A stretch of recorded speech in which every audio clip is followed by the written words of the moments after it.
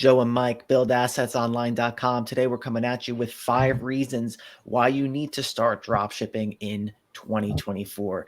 There's no time like the present, Mike. Let's get right into it. We've been talking about this for years and years and years, and it still remains the same. But I want to start this with a quick disclaimer.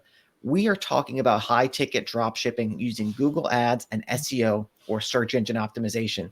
We are not endorsing low-ticket TikTok, Instagram, any sort of social media nonsense that all the flashy gurus with the Lambos are talking about on YouTube. These videos just keep popping up.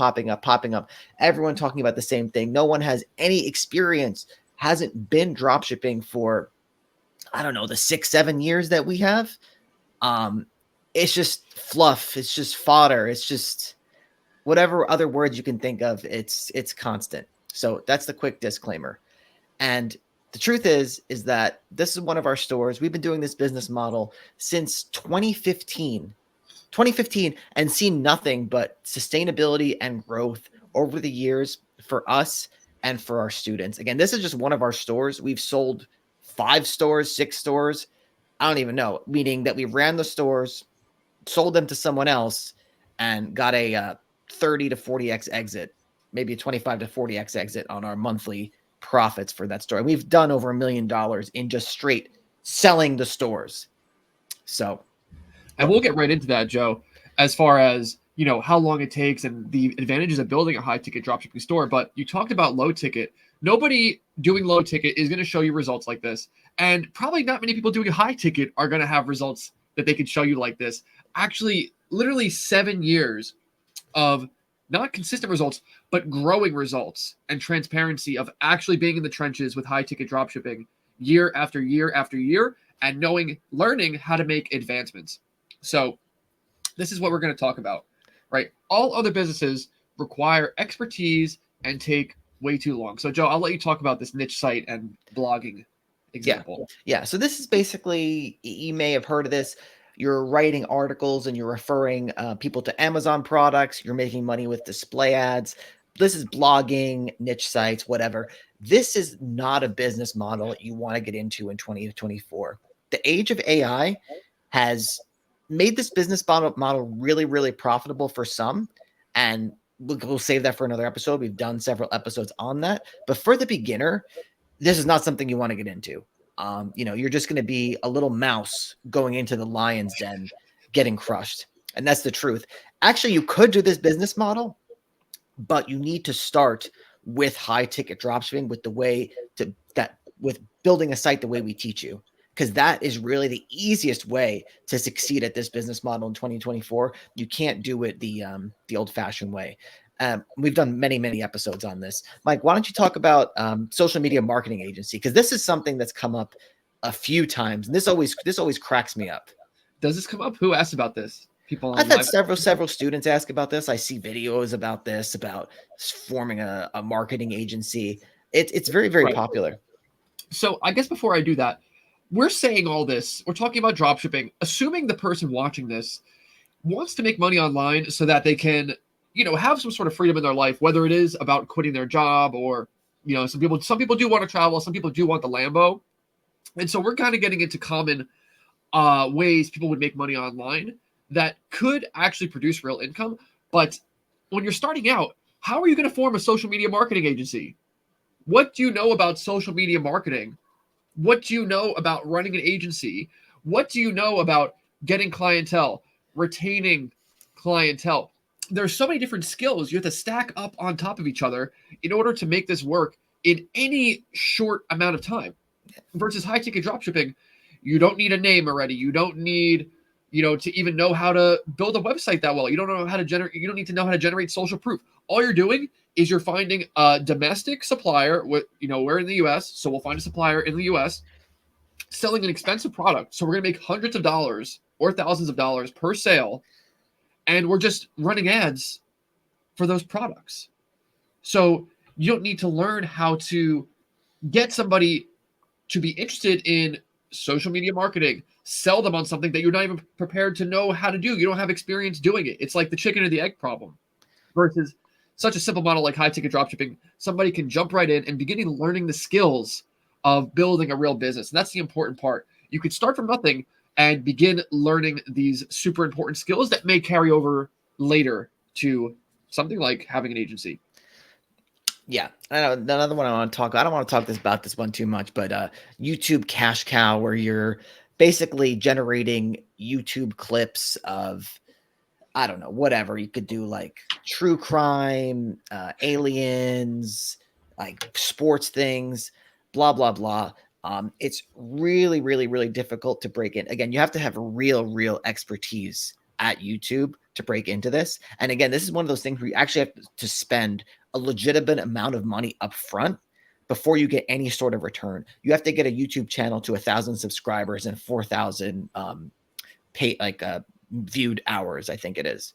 Sorry if I got that wrong, but whatever it is, it takes a while to get to that point. So you're going to be investing money in this business model for a long time before you see any returns. Again, much like niche sites and blogging, you can make a good amount of money with this, but if you're getting into this as a beginner, you're going into the lion's den.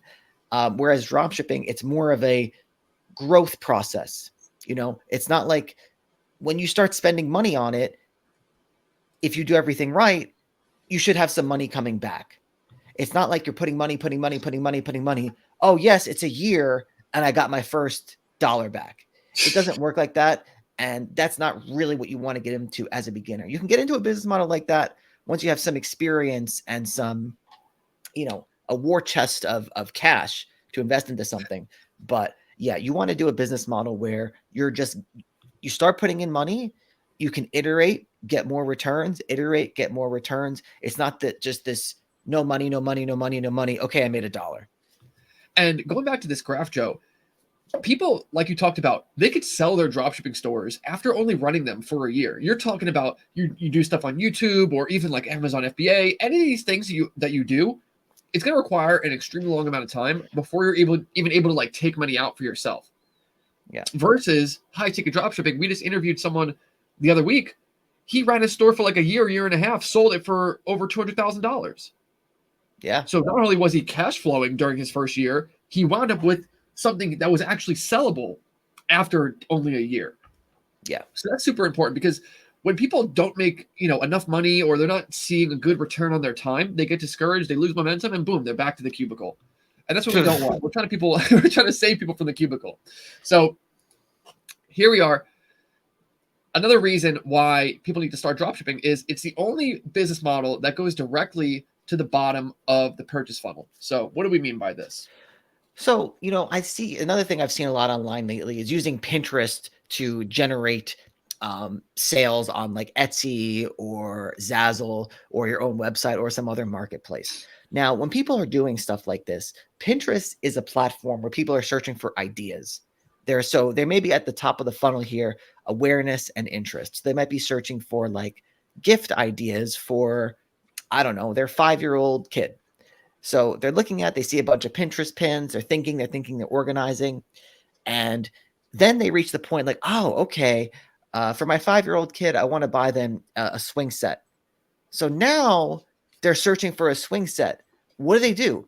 They go on Google. They're like, okay, I want to buy a swing set. I want to buy this brand of swing set. That's where the high ticket dropshipper comes in. And so they've done all their research and now they're ready to spend their money. And you're there ready to take their money and give them a high quality product in return. Yeah, and this is what we call a low-hanging fruit, because when somebody is searching for exactly what you're selling, you don't need to know all these expert level marketing tricks, all these expert level sales tricks to get people to go from the top of the funnel down to the bottom of the funnel. You can just be there and show up with exactly what people want and collect your money. Because getting somebody from the top of the funnel down to the bottom of the funnel is something that is really, really difficult, and people spend their entire lives developing those skills. You think you're just going to go in and compete with people on that? No. If you just learn this basic skill up front, you can get some easy wins, start making some good money, and then you can learn how to go up the funnel and how to actually produce results, and bringing people from a higher level of, awareness, whatever, down to a purchase. Absolutely. Oh, whoa. All right. Reason number 2 is that, new niches, products, and industries are popping up all the time, and so many are untapped. There's really no such thing in high ticket dropshipping as true saturation. I'm always surprised. We saw a student get their first sale the other day in a niche that I've literally never seen before. I think you know what I'm talking about, probably, but Yeah. you know, there's a lot out there. There truly is a lot out there, and we see new products pop up all the time. And even if you're going into a saturated niche, say like a sauna, you're not, maybe you won't be able to. By the way, we were one of the first high ticket dropshippers to sell saunas back in the day, and it's become, it's one of those super, super saturated ones. But it's not like you can make zero money in saunas. There's a situation where you can set up your ad account, you know, you're not making tons, but you're spending a little bit and you're getting a sale here and there. What do you think about that, Mike? Also, the way that you set up your store has an extremely important role in how you avoid saturation. Because, yeah, if saunas for some reason aren't as viable or they're not as viable as you want, then you can sell something that's related but also fits within your store. So you're not being forced to make saunas work. And that's the important thing. And so if everybody's going to saunas, there's going to be other pockets that are not being filled. Maybe it's steam generators, maybe it's something super related or maybe not that related, but you can fit it in your store and it's going to be a completely untapped industry or a completely untapped supplier. And that's where you only need one supplier to completely change the game financially and really make this your full-time gig. The real point I was trying to make with this, Mike, is that say you were selling something super saturated like a sauna, um, you know, you can just you don't have to dominate the whole market. You go in there with your pool skimmer, the pool is full of sales, or you go in with like a spoon and you scoop a little bit. You scoop 2 sales of sauna sales a month. All right, they're high ticket sales. You make a good amount. And then you go into this other industry that maybe is saturated. Take the spoon, scoop a little bit. That's what I'm Yes. trying to say with this, is that there's so many paths to victory here. And that brings me to reason 3, which is, I'm always happy in our Discord channel, our private channel, when we have students posting their wins. It always makes, I feel like a proud dad. All my children are they're grown up. But yeah, I mean, some of our students we've seen some pretty good pretty good, whatever, it's all relative results. Black Friday, Cyber Monday, we had one guy. Oh, you blanked out their names. That's nice. We try to Um, keep them anonymity, yeah, you one know. guy hitting 70K for beat Black Friday, Cyber Monday. Another one in Canada, That was just one actually. day, Joe. Oh, it's just one day. I'm sorry. 70K in one day on Black Friday. Another one, Black Friday, Cyber Monday, 44K in Canada. In Canada. You know how many people live in Canada? Like none. Not No. even 44,000 people in Canada. Yeah. Another guy hit his first 1 million in total sales. Which, oh, that's this year. He had 1 million in sales this year. Nothing to sneeze at. Between 50,000 and over 100,000 in revenue, Yeah. 125,000 looks like. I don't know. Can we make this bigger? I feel like I can't see. Oh God. How do we do this? There you go. Another one, 64K Black Friday, Cyber Monday. It's hard to fit all these on a collage that looks good. I know we're boomers, Joe. Yeah. Yeah. But yeah, it's still working for our students. We have new students coming in all the time. Um, you know, doing it, making it work. So let's go on reason number 4. This kind of ties back into one of the things I was talking about before. If you're trying to do any sort of search marketing online, which is really the most valuable form of marketing, you have to pay to play. You have to pay to play. Google, and this is pretty new. I mean, it never used to be this extreme. If you look at the first page of a Google search result, it used to be you typed in something like best standing desk, you would get like a buyer's guide about the best standing desks. Now you look at this whole top of the fold is filled with advertisements. You see 4 text ads and then shopping ads right here. So this is insane. This is absolutely insane. And you got to pay to play. You got to pay to play. And high ticket dropshipping, because of the high margins, allows you to pay to play safely without overextending yourself, assuming you set everything up correctly. Yeah. And I mean, pay to play is how you're going to keep the most consistent results over time. Even when you talk about blogging or you talk about Amazon or even YouTube, these things where you're not paying, you are subject to any algorithm changes. You're subject to whatever the platform wants to do.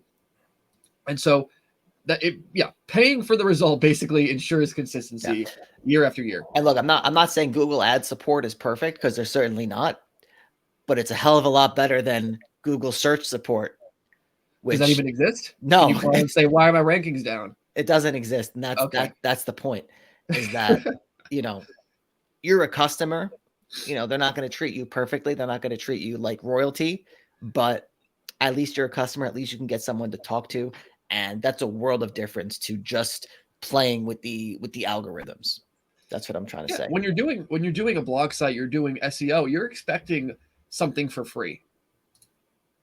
And so you have to accept that, the results may vary when you do that, versus, becoming a customer is the best way into the good graces of any of these big companies. Yeah. I mean, if there's one thing they care about, it's their bottom line, which they get from their customers. So. Absolutely. So reason number 5, Joe, is that it gives you the ability to become a rich ghost.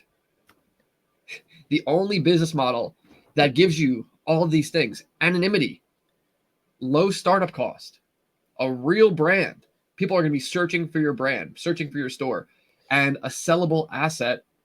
And you're actually developing sales skills. You're developing ad skills. You're developing copy skills. And all these things can carry over. If you don't want to be a rich ghost, you want to be a rich somebody on Instagram, you got to develop skills at least to know how to write copy, to know how to actually do sales. And so this kind of gives you the in to this world. And from there, the world is your oyster. Absolutely. So, I want to talk about the downsides, because I think that with any sort of thing online, I truly believe in everything we said here. There was no fluff. There was no, I'm trying to sell you something, so this is the we're not making any of this up. We truly, truly believe in this business model as the easiest business model online to have success, especially, well, not just even if you're a beginner, but across the board. The more experienced you are, the more you put into it, the more success you can have. It's changed our lives. It's changed a lot of our students' lives. It's just a great business model, but it is a business. And so it doesn't come without downsides. It's not like you're going to come in, click a few buttons, and that's going to be it. So I wanted to touch on these, because I want people to know what they're getting into. So downside number 1 is that you need to be consistent. You can come in like we have with multiple stores, make 2 weeks, make your first sale. Results may vary. Some people, it might take a month. Some, it might take 3 months. Some, it might take a year. This is all dependent on your individual skill sets, your aptitudes, and some sort of element of luck. But one thing is, you need to be consistent. You need to be consistent. You have to go at it for extended periods of time, 3 months, 6 months, a year, iterate and adapt. I cannot stress this enough. Our students who do well versus our students who don't do well, we see students come in, they stop their ads. They run ads for 30 days, they stop their ads. There's nothing to iterate on. This is an iterative process, much like everything. The other downside is that you need to talk to people. You need to talk to customers until you can hire it out. You need to talk to suppliers until you can hire, not that you would want to hire that out, but, it's not just going to be like you're in your basement in the dark, just clicking a few keys and money's going to appear. You're starting a real business, so you should expect to do real business activities. That number said, point number 4, you need a business license. You need to have a registered entity with whatever location that you're in. But, all these things are good things because these are barriers to entry. If there was truly a push button system where you clicked a few buttons and then the money just came out of your printer, everyone would be doing that, and it wouldn't be work. It wouldn't work, and it would become saturated super quick. So, I think it's good to embrace these things. I mean, Joe, what business doesn't require having to do all 4 of these things? Exactly. People need to kind of have the right expectations when it comes to, hey, I'm going to build something that I could potentially quit my job over, or potentially never have to work a job again. Yeah. And so, yeah, I mean, these things come with the territory. If you want consistency in your business, you need to be taking consistent action month after month, so that you can actually build the skill set, so that you could actually learn the ropes, so you can actually adapt to challenges. I was talking with a personal trainer friend. He said 12 to 16 hours a day in the gym, grinding, trying to get in clients, doing consults and stuff like that. I'm like, you're absolutely nuts. He's like, oh, you don't do the same thing? I'm like, dude, no. And he couldn't understand that, as a business owner myself, I'm not putting in these crazy hours. And it's because we put in the time up front, and we've been able to put systems in place to where we can reap, these great benefits. So if these are too much for you, then maybe this is not for you. Yeah. No, and you know what? It's not for some people. It's not for some people. Some people, the consistency is going to weigh on them. The challenges are going to weigh on them. They just want to be able to get told what to do it, and get a paycheck. And there's nothing wrong with that. The world needs people like that as well. So, Right. that's something. These are the things you want to ask yourself and be prepared for before you get into any online business model, even the one that we love, high ticket dropshipping. But I think, and I truly believe, that if you're willing to embrace these challenges, high ticket dropshipping is going to give you the absolute best chance of success. And look, go to buildassetsonline.com. If you're ready to embrace these challenges, where do they go? Because if you're not ready, then don't even bother. Hey, just go to buildassetsonline.com, check it out. If you want, book a free strategy call with us and see, is this for you? Is it going to be too much work? Am I built for this? And so that's it, guys. Hope you liked the video. Leave a comment, leave questions. You can take it or leave it. But as always, take it easy.